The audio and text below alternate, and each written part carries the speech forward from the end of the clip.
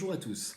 Alors, dans le cadre de la situation professionnelle développer son commerce durant une crise sanitaire, l'une des compétences à mettre en œuvre est bien évidemment vendre dans un contexte omnicanal. Alors cette compétence, vendre dans un contexte omnicanal, eh bien vous la connaissez déjà bien puisqu'elle a déjà été traitée au cours de l'année. L'objectif ici, c'est vraiment de mettre en avant quelques points spécifiques, d'accord? Et donc pour cela, il faut procéder en deux étapes. La première étape, eh bien, c'est de montrer, éventuellement en fonction de votre entreprise, que la crise a imposé, eh bien, de mettre en place de nouvelles, on va dire, solutions, c'est-à-dire de mettre en place des nouveaux canaux de distribution. Pour certains d'entre vous, ce ne sont pas forcément des nouveaux canaux, mais plutôt de réactiver ou de développer certains canaux de distribution. Alors, qu'est-ce qu'on a pu voir durant la crise du confinement et aussi aujourd'hui qui continue à se développer? Eh bien, le premier point, c'est la mise en place des drive parking, on va dire, d'accord?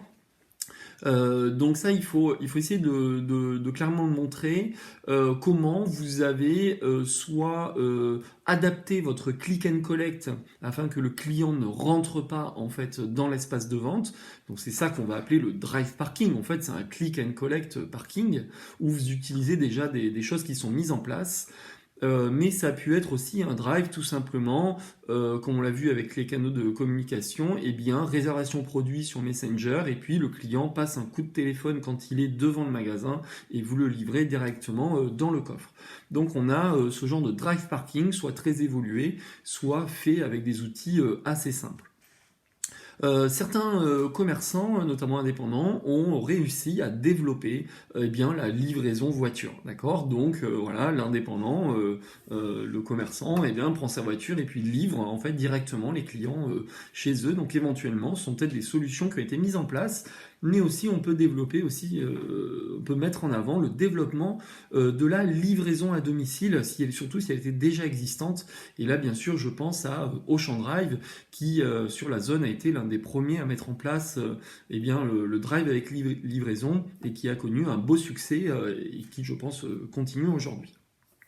On a aussi eu des envois que l'on a eu chez certains commerçants où les commerçants envoyaient les produits, voire faisaient livrer les produits directement par leur fournisseur auprès du client. Certains en ont profité et continuent à le faire pour développer un site de vente en ligne, notamment pareil, des petits commerces qui n'avaient pas encore franchi le cap, se sont rendus compte qu'une visibilité sur Internet était importante et donc ont développé ceci.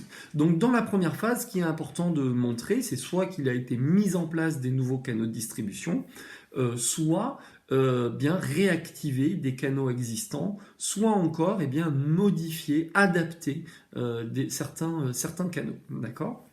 Le deuxième point, eh bien, après avoir montré en fait ces évolutions, eh bien, on va les quantifier, notamment en montrant via un diagramme circulaire. Je vais vous montrer deux exemples en fin de vidéo de la répartition des ventes par canal. Donc, je répète cette phrase. Il va falloir montrer par un diagramme circulaire l'évolution des ventes par canaux de distribution. D'accord. Donc on peut imaginer que les ventes des ventes du point de vente physique ont diminué au profit d'une répartition de chiffre d'affaires plus importante sur certains canaux. D'accord. Voilà, donc une mission finalement relativement toute simple que vous connaissez déjà. Ici, il faut montrer comment la crise eh bien, vous a demandé de modifier un petit peu vos stratégies sur vos canaux de distribution.